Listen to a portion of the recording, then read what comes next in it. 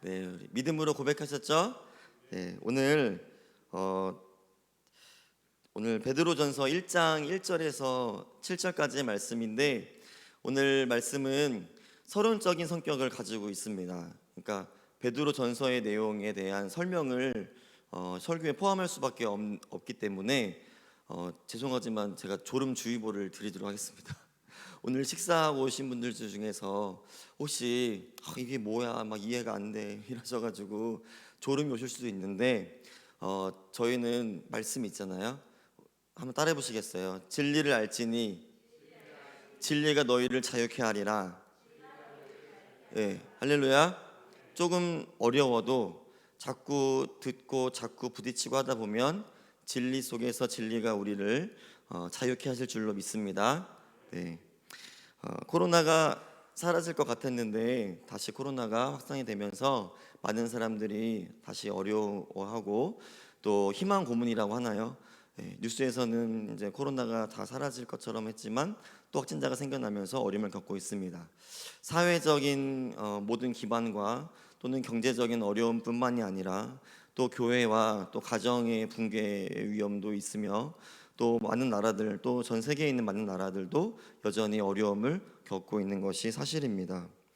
미국을 예로 들자면 미국이 가장 많은 확진자가 나왔잖아요. 미국은 180만 명이라는 우리 대전 광역시 인구가 한 150만 명 좀 넘는다고 하는 것 같아요. 그런데 그것보다 더 많은 숫자가 코로나에 확진에 걸렸고요. 하루에 20명꼴로 약 11만 명이 이 코로나로 인해서 죽임을 당했다고 했습니다. 그런데 그런 안 좋은 어려운 상황 가운데 있는데도 불구하고 며칠 전에 우리를 더 안타깝게 하는 소식이 들려왔습니다. 바로 미국에서 사라지지 않는 인종차별의 문제가 다시 발발된 것인데요. 이 어떤 흑인을 미국 경찰이 잡는 그런 상황에서 너무 과잉 진압으로 인해서 그 흑인이 질식 상태에 있었고, 그 7분 동안 이어지면서 결국에는 목숨을 잃게 되는 그런 안타까운 일이 발생했습니다. 그런데 그것이 이렇게 시위로 확산되기까지는 그거 처음이 아니라는 말이겠죠. 너무나도 계속 그런 상태가 들려오고, 또 흑인들이 그렇게 부당한 대우를 통해서 억압하고 또 목숨을 잃는 일들이 많이 있었기 때문에 그러한 사건들이 일어난 것입니다. 그 사건이 일어난 곳이 미니애폴리스라는 곳인데요. 미니애폴리스라는 곳은 호수가 너무나 아름답고, 그리고 나무와 그리고 집들이 너무나 아름답게, 빌딩이 너무나 아름답게 되어 있는, 한 번쯤은 꼭 놀러 가고 싶은 그런 그림의 동네더라고요. 그런 동네에서 지금은 어떤 상황이냐면 온갖 흑인들로 인한 선량한 시민들의 가정과 일터가 약탈당하고 있고, 그리고 온갖 혼란스러운 그런 무장 시위들 또는 그런 시위들이 많이 일어나고 있고, 그 안에서도 수많은 사람들이 코로나로 인해서 죽어가고 있는 현실입니다. 그런 죽음의 공포와 또 사람이 살 수 없을 것만 같은 숨막히는, 그래서 I can't breathe라고, 난 숨을 쉴 수가 없어, 이런 문구를 하면서 시위를 하고 있잖아요. 근데 그런 곳에서 한 가지 기도가 막 이렇게 올라오고 있어요. 제가 존경하는 목사님이기도 하신데, 미국의 존 파이퍼 목사님이라는 분이 기자회견을 통해서 이 기도를 발표하신 겁니다. 여러분도 유튜브를 통해서 들으실 수 있습니다. 존 파이퍼의 기도 이렇게 하면 들으실 수가 있는데, 인종 간의 문제, 그리고 미국의 문제, 이런 것들을 얘기하고 있고요. 그리고 흑인들의 인종차별에 대한 것들, 그리고 이 미니애폴리스에 살고 있는 수많은 사람들을 사랑하는 내용들을 담고 있습니다. 그런데 특별히 하나님께서 그들을 얼마나 사랑하시는지, 그리고 죄를 지었던 피해를 줬던 그 미국 경찰들도 하나님이 사랑하시고, 그리고 그 목숨을 잃게 된 흑인들도 하나님이 얼마나 사랑하시는지를 그 기도를 통해서 그들을 위로해 주고 계십니다. 그런데 문제는 뭐냐면 그냥 기도해 주시는 것이 아니라 그들에게 회개의 영이 임하기를 기도하시고 있다는 겁니다. 잘못된 점은 반드시 회개의 영이 임해서 그들로 하여금 그들의 죄를 용서함 받기 위해서 그들의 어떠한 회개의 행위가 드러나야 된다는 것이죠. 그래서 그런 것들을 위해서 목사님이 아주 간곡하게 그들에게 회개의 영이 임하고 그들의 잘못을 알게 되고, 뼛속까지 또는 그 민족적인 백인 우월주의가 여전히 남아 있는 그런 것들을 그 모든 사람들이 같이 아파하고 애통해하고 회개할 수 있도록 그렇게 기도해 주시는 모습을 보았습니다. 그리고 마지막에 그들 모두에게 미니애폴리스에 있는 사람들 모두 그리고 미국의 코로나로 인해서 죽어가고 죽음의 아픔을 겪고 있는 모든 사람들에게도 유일하게 소망이 되시는 분이 예수 그리스도라고 그렇게 밝혀서 기도하고 계셨습니다. 그 사망의 현장, 시위의 현장, 인종차별의 현장, 누가 맞는지 잘 모르는 가치관의 혼란 속에서 유일하게 진리가 되시고 유일하게 그들 모두를 구원하시고 그들 모두를 살리시고 생명 주실 분이 예수 그리스도 한 분뿐이라는 것입니다. 오늘 저희가 이 자리에 모여서 더 알길 원하는 것은 과연 예수 그리스도가 정말 우리의 삶에 우리의 영원한 소망이 되시냐는 겁니다. 아까 인사 나누셨잖아요. 옆분과 함께 예수님이 우리의 소망이 되십니다. 그 말은 예수님은 당신의 소망이 되시고 나의 소망도 되십니다. 이 말씀입니다. 그런데 이게 정말 느껴지고 정말 알아지고 정말 그대로 살아지는 것이 바로 문제입니다. 미국의 상황을 잠시 말드렸을 뿐이지만 우리의 삶 속에서도 동일한 일들이 벌어지고 있다는 것이죠. 예수님이 소망인데도 불구하고 예수님이 소망이 아닌 것처럼 우리는 그렇게 살아간다는 겁니다. 예수님 대신에 경제력이 들어오고 예수님 대신에 어떤 우상이 들어오고 예수님 대신에 사람이 들어오고 예수님 대신에 방법이 들어올 때가 너무도 많다는 것입니다. 예수님이 소망이 아니라 다른 방법이 소망이 되고 다른 사람이 소망이 되고 그렇게 된다는 것이죠. 물론 하나님이 그렇게 사용하실 수 있지만 우리의 영원한 소망은 예수 그리스도가 되어야 되는 것입니다. 예수님이 우리의 소망이 되신다면 우리는 낙심되고 좌절하고 절망하는 모든 상황에서도 예수님을 쫓아갈 수가 있습니다. 그런데 예수님이 소망이 안 된다면 어떻게 될까요? 희망과 소망은 다른 말입니다. 희망은 내가 바라는 게 희망이에요. 이렇게 됐으면 좋겠다. 그 소망은 무엇이죠? 소망은 어떤 확실한 분이 나에게 주시는 게 소망입니다. 누가 나에게 바라는 게 소망이에요. 내가 바라는 게 소망이 아니라 확실한 근거와 확실한 목적이 있는 것이 소망이에요. 희망은 바라지만 안 이루어질 수도 있는 겁니다. 그런데 소망은 반드시 이루어지는 것입니다. 동의하십니까? 그런데 예수님이 소망이 안 되면 어떤 일이 일어나는 줄 아십니까? 예수님의 말씀을 따라가지 않습니다. 예수님이 소망이 되시면 예배하고 찬양하고 말씀 듣는 것이 너무나 기쁘고 오늘 늦었지만 이렇게 예배 자리에서 예배를 드리는 것이 우리에게 너무나 큰 희망이 되고 큰 소망이 되지만 즐거움이 되고 기쁨이 되지만 그러나 낙심하고 절망하게 될 때 그 사람에게 예수님이 소망이 아니었다면 그 사람은 그 환경에 따라서 낙심하고 그 환경에 따라서 절망하게 됩니다. 그러니까 예수님의 말씀대로 살지 않는 결과를 나타내게 됩니다. 오늘 베드로전서는 구원받은 성도들이 임박한 고난 가운데 놓여 있었습니다. 임박한 고난은 그 누구도 맛보지 못한 대환란입니다. 그런데 그 가운데서 어떻게 믿음을 지킬 것인가? 예수님을 믿고 구원받았는데 여러분 구원받은 것으로 끝나는 것이 아니라 그 구원은 예수 그리스도가 이 세상에 심판주로 오실 때 그 심판을 이기고 공중에서 우리를 영접하시고 그 나라에 데리고 가셔서 우리가 그 나라에 사는 것이 구원의 완성인 줄로 믿습니다.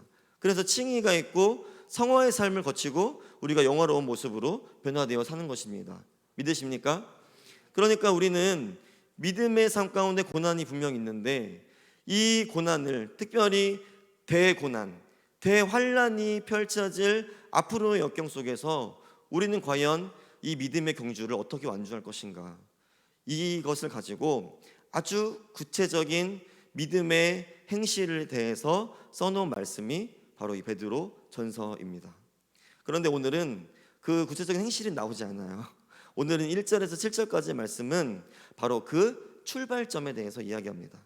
출발점, 믿음의 경주 출발점. 여러분 출발점에서 선수들이 땅을 보나요? 앞을 보나요? 앞을 보죠. 물론 처음에는 이렇게 땅을 보지만 결국엔 딱 들고 앞을 봅니다. 저 앞에 결승점이 있는 것을 바라보고 결승점을 향해서 나가는 것이죠. 그러니까 처음 경기에 임한 자가, 믿음의 경주에 임한 자가 확인해야 될 것은 바로 결승점인 줄로 믿습니다. 그러니까 그 결승점을 확인을 해야 앞으로 나아가는 것이죠.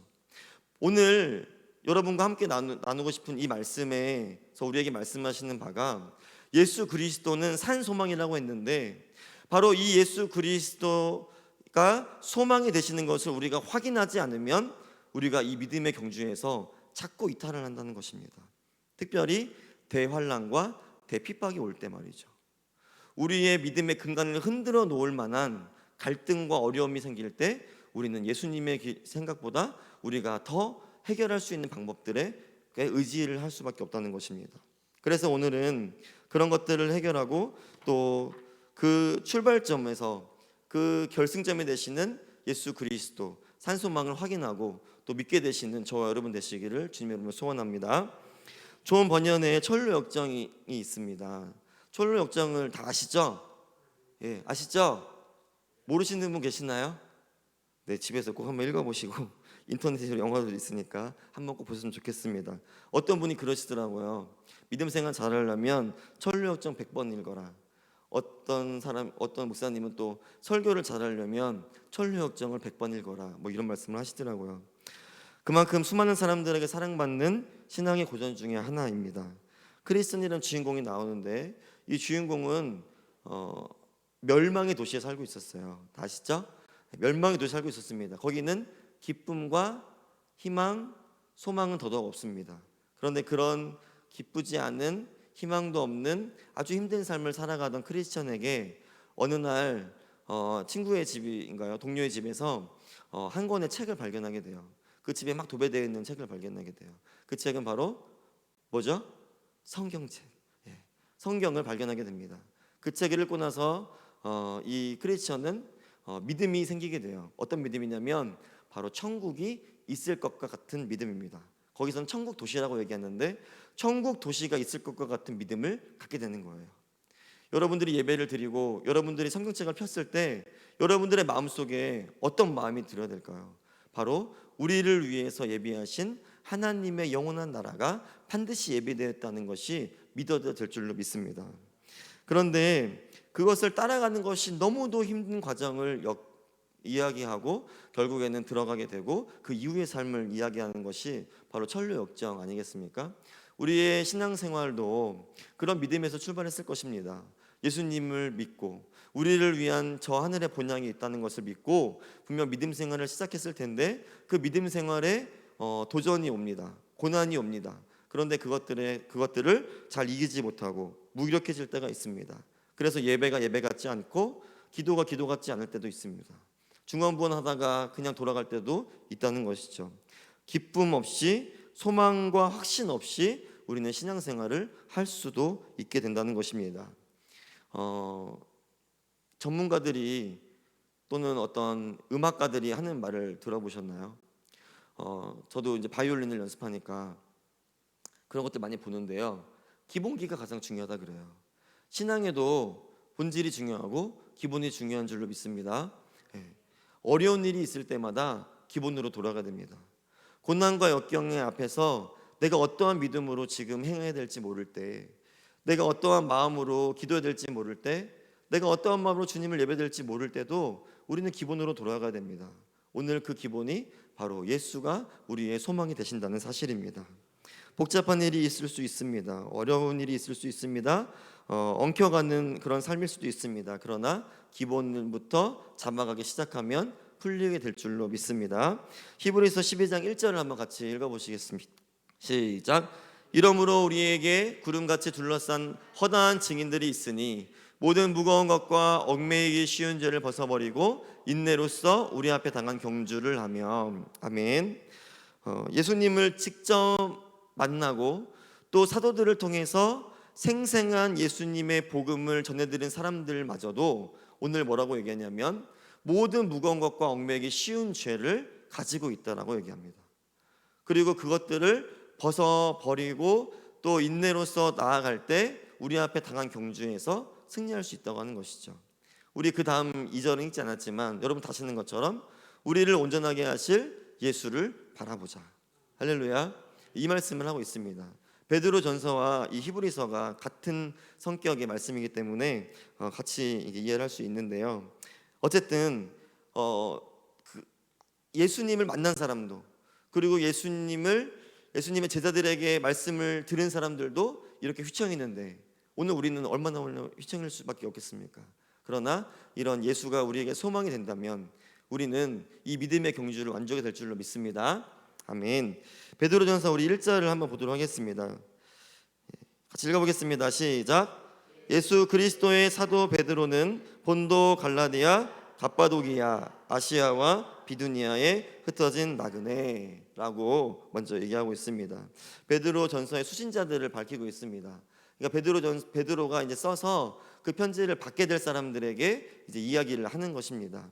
그런데 그 사람들이 살고 있는 지역이 어디냐면 본도와 갈라디아와 갑바도기아와 아시아와 비두니아입니다. 이 5도시들은 지금 현재 터키에 있는 그 인근 지역에 있는 어떤 산을 중심으로 한 5 마을을 이제 얘기하고 있는데요. 그러니까 소아시아, 아시아 지역을 이야기하고 있습니다. 여러분이 사도 바울을 한번 생각해 보시면, 사도 바울이 바로 이 지역에 가서 하나님의 복음을 전하고 싶어서 막 그렇게 가려고 했던 것을 우리 다 알고 있습니다. 사도 바울이 이곳을 가고 싶어 했는데 사도 바울이 가지를 못했습니다. 왜 못 갔냐면 성령님이 막으셨기 때문이죠. 성령님이 하도 가려고 하니까 나중에는 하나님이 환상을 보여주시며 마게도냐에서 부르는, 한 사람이 부르는, 자기를 도와달라고 부르는 그 환상을 보여주시잖아요. 그래서 사도 바울은 끝끝내 소아시아 지역, 오늘 나온 이 본도와 갈라디아 이 소아시아 지역을 가지 못하고 결국 지금의 유럽인 마게도냐 지역으로 복음을 전파하러 가게 됩니다. 그런데 우리가 이렇게 생각할 수도 있을 것 같아요. 하나님이 그 위대한 사도인, 위대한 하나님의 사람인 사도 바울 전도자를 이 아시아 지역 이쪽으로 계속 보내주셨으면 우리에게도 정말 놀라운 복음이 먼저 전해지지 않았을까, 뭐 이런, 또는 하나님에게는 복음이 전해지는 우선순위가 있을까, 누구에게는 먼저 전해지고 누구에게는 나중에 전해지는 걸까, 이런 생각이 있겠지만 우리가 잘 보면은 그렇지 않았다는 것을 알 수가 있습니다. 오늘 이 본도와 이 갈라디아라고 쭉 나오는 이 소아시아 지역에 베드로가 말씀을 써서 보내지요. 그런데 베드로가 직접 갔던 것은 아닙니다. 하나님이 바울 대신 베드로를 보내신 건 아니지만 오늘 그곳에 따로 보낸 사람들이 있습니다. 더 수많은 사람들을 보내셨습니다. 바로 그게 흩어진 나그네들입니다. 이 흩어진 나그네들이 누구냐면요, 바로 유대인이었어요. 하나님을 믿고 오실 예수님을 기다렸던 사람들인데 그들의 유대 전승과 그들의 전통과 그들의 어떤 것 때문에 하나님 믿지 못하다가 바울에 의해서 또는 사도들에 의해서 그 마음에 회심을 하고 예수 그리스도를 믿고 따르게 된 자들입니다. 그러니까 이 자들이 정말 유대인이지만 그래도 바리새인과 사두개인들 같지 않고, 또는 그들 중에서 변화된 사람들이, 예수를 믿은 사람들이 지금 열심히 예루살렘에 있다가 대환란을 이제 받게 되는데 그게 바로 이 대환란입니다. 그래서 이 베드로 전서가 쓰였던 그 저작, 이게 써여진 시대를요, 이제부터 어려워요. 잘 들으셔야 돼요. AD 63년에서 64년경으로 봅니다. 다른 학자들은 60년경에서 68년경까지도 보는 학자들도 있습니다. 그런데 왜 이렇게 보냐면 이 베드로 전서는 임박한 대환란을 어떻게 하면 견디고 믿음을 지킬 수 있을까를, 어떻게 하면 하늘나라 갈 때까지 믿음을 지킬 수 있을까, 목숨이 경각에 달려도 믿음을 포기하지 않을 수 있을까, 이 방법을 이 행실을 구체적으로 써서 보내기 때문에 대환란 이전에 쓰여질 것이었다는 것이죠. 그러니까 환란 이전에 쓰였어야 되는데 그 대환란이 바로 저도 알고 있고 여러분도 알고 있는 바로 네로 황제의 이야기입니다. 그 네로 황제가 정신병이 좀 있었잖아요. 그래가지고 자기의 시상이 떠오르지 않는다는 이유로 로마의 시내에 불을 질렀다라는 얘기가 있지만 확실치는 않으니까 질렀는지 안 질렀는지 모르겠습니다. 그런데 하여튼 불이 났습니다. 그런 괴이한 소문 때문에 네로 황제가 그 대화제에 어떤 책임을 가지게 되니까 그리스도인들에게, 당시에 눈에 가시였던 기독교인들에게, 특별히 유대인이면서 예수님을 믿었던 그 열정 있는 신자들에게 그 모든 책임을 뒤집어 씌우게 되는 것이죠. 근데 이 대화제가, 로마의 대화제가 AD 64년 7월 14일인가요? 그때 일어났다는 거예요. 그러니까 64년 이전에, 그러니까 63년에서 64년 사이에 아마 쓰여지지 않았을까라고 얘기를 하고 있고, 어떤 학자들은 그 환란을 당했던 사람들에게도 전하기 위해서 추가된 말씀이 써 있다라고도 이야기를 합니다. 어쨌든 이 네로의 대박해는요, 수많은 유대인 기독교인들을, 정말 예수 그리스도를 이제 영접하고 열심을 다해서 믿으려고 하는 믿음 있는 자들을 세계 곳곳으로 다 흩어놨다는 것이죠. 오늘 이 흩어진 나그네라는 단어의 뜻은요, 우리가 잘 쓰지는 단어는 아니지만 디아스포라로 잘 알고 있습니다. 다 아시죠? 디아스포라. 디아라는 뿌리다라는 말과, 그리고 스포라라는 흩어지다라는 이런 말이 합성어인데, 그러니까 뿌려서 흩어졌다 인색입니다. 어디에 뿌려졌죠? 바로 소아시아 지역에 더 많이. 물론 유럽도, 로마에도, 유럽에도 다 흩어졌지만 특별히 이 소아시아 지역에도 많은 사람들이 흩어져 있고, 이 지역에 특별히 유대인 기독교인들이 있기 때문에 이 이야기를 썼다는 것이 됩니다. 그런데 어쨌든 이 사람들에게 쓰는데, 오늘 이 사람들이 이 말씀을 듣고 힘을 낼 수 있는 이유가 있습니다. 왜냐하면 이 디아스포라는 말 자체에 있습니다. 흩어졌다라는 말은 그 뿌려진 자에게 주체가 있습니까? 뿌린 사람에게 주체가 있습니까? 너무 제가 말을 쉽게는 못해요. 뿌렸다는 것이죠. 이해 가시죠? 내가 스스로 갔다는 게 아니라 내가 뿌렸다는 거예요. 그러니까 하나님이 직접 그 환난 가운데 하나님의 큰 계획 안에서, 하나님의 큰 경륜 안에서 그 소아시아 지역에 있는 사람들을 구원하고자 이 사람들을 뿌려서 흩어졌다는 이야기입니다. 그러니까 우리가 조금도 걱정할 게 없는 것이, 하나님이 뿌린 사람들을 하나님이 책임지시는 줄로 믿습니다.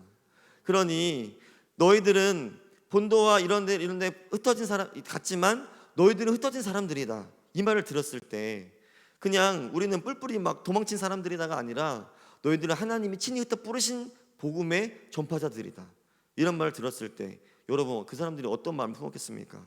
아, 하나님이 흩어 뿌리셨구나, 하나님이 보내신 자는 하나님이 책임지신다, 할렐루야, 이 마음으로 위로를 얻게 되는 것이죠. 그러니 그들이 붙들었던 예수 그리스도가 여전히 소망이 될 수 있었던 것입니다. 이 엄청난 박해를 통해서 이 고난받을 성도들이 정말 이것들을 통해서 정말 큰 위로와 소망을 품었습니다. 그런데 저는 여기서 다른 생각이 좀 들었어요. 어떤 질문이냐면, 베드로가 썼다는 게 바로 질문입니다.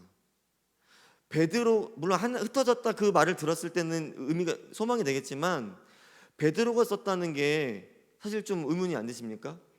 여러분, 베드로가 어떤 사람이죠? 베드로는 예수님이 십자가에 달리실 때 그 예수님의 말씀대로 예수님을 3번이나 부인했던 사람입니다. 예수님을 부인했던 자가 다시 말하기를, 예수가 너희들을 흩뿌렸으니 예수님이 너를 책임지실 것이다, 소망을 가져라, 이 얘기가 이해가 됩니까? 여러분을 배신한 사람이 여러분에게 소망을 가지라고 하면 여러분이 소망이 되시겠습니까? 이 이야기가 너무너무나 의아한 거예요.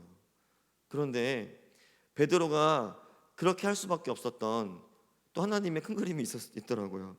요한복음 21장 17절 18절을 너무 기네요.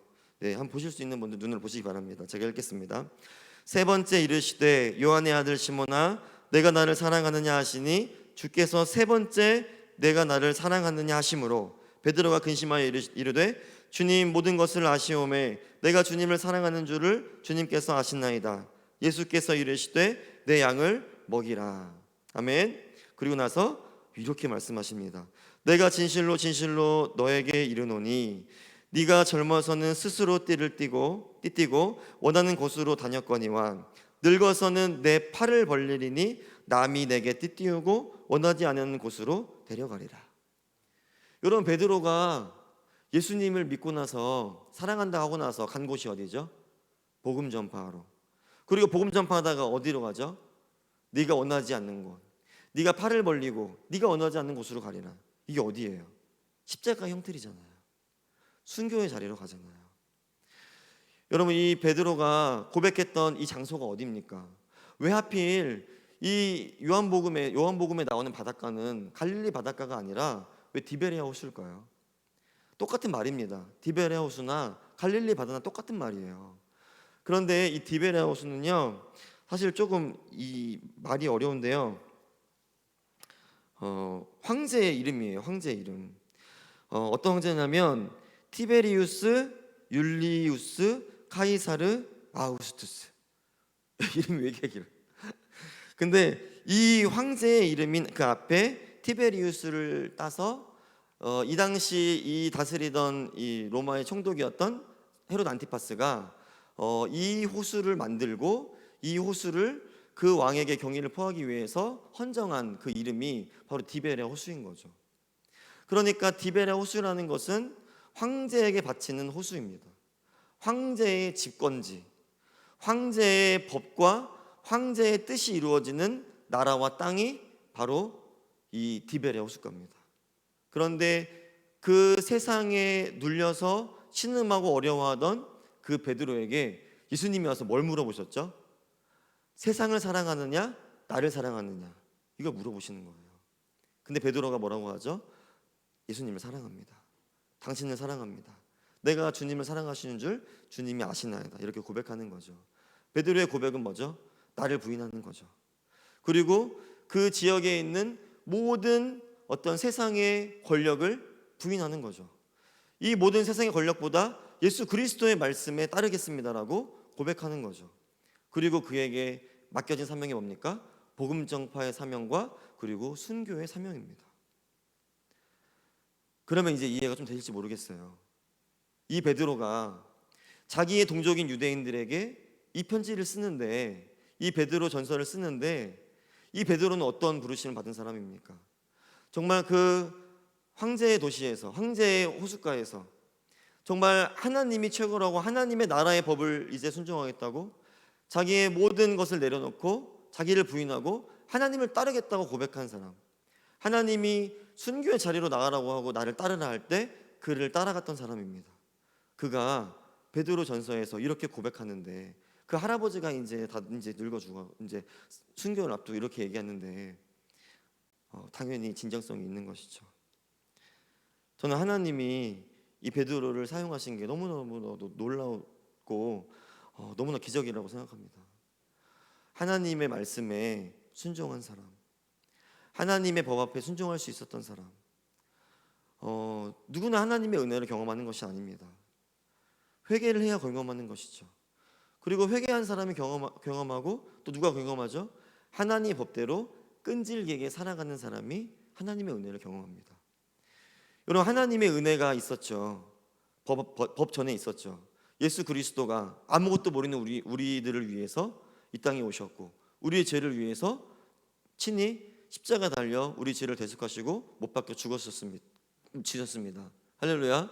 그러고 나서 하나님이 예수 그리스도를 부활시킴으로 부활 승천하심으로 우리의 산소망이 되셨습니다. 그런데 이게 바로 은혜잖아요. 우리가 알지도 못하고 우리가 구원받을 공로 하나 한 거 없는데 예수 그리스도가 우리를 위해서 먼저 죽으신 거, 이게 바로 은혜잖아요. 그런데요, 그 은혜가 아주 기가 막히게 임합니다. 근데 언제 임하냐면 바로 하나님의 법을 끝까지 믿음으로 순종할 자에게만 임하게 됩니다. 그래서 오늘 그 영원한 소망이 당신에게 어떻게 있을 수 있습니까? 바로 여러분이 대환란이 임박해 있으나, 그러나 그 환란 중에도 소망이 되시는 예수 그리스도만 붙잡고 나아갈 때 여러분들은 반드시 승리할 수 있습니다.